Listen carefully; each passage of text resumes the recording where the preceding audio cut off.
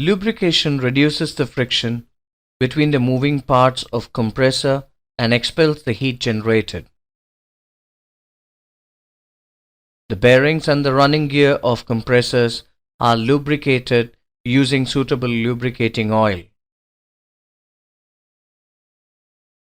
The image you see is the cross-section of a single cylinder viewed from the side. The lubrication system of a compressor comprises of a crankcase sump, a pressure pump, a strainer, a filter, and a cylinder lubricator. The compressor crankcase contains the lubricating oil. The level of lubricating oil in the crankcase is maintained up to the preset mark by replenishing oil as and when required.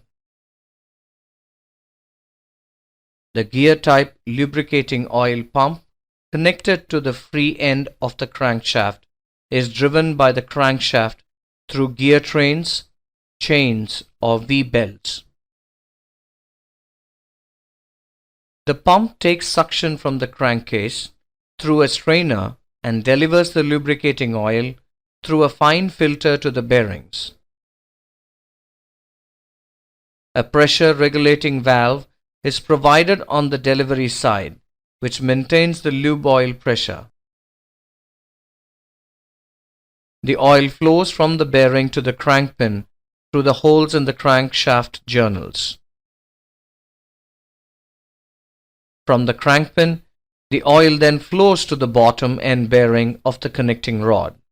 Through the connecting rod, the oil reaches the top end bearing.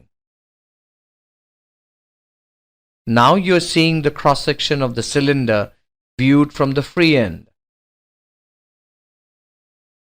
A cylinder lubricator on the free end of the crankshaft supplies oil to the low pressure stage cylinder through the lubricator quills. The oil scraper ring controls the cylinder lubrication in the high pressure stage.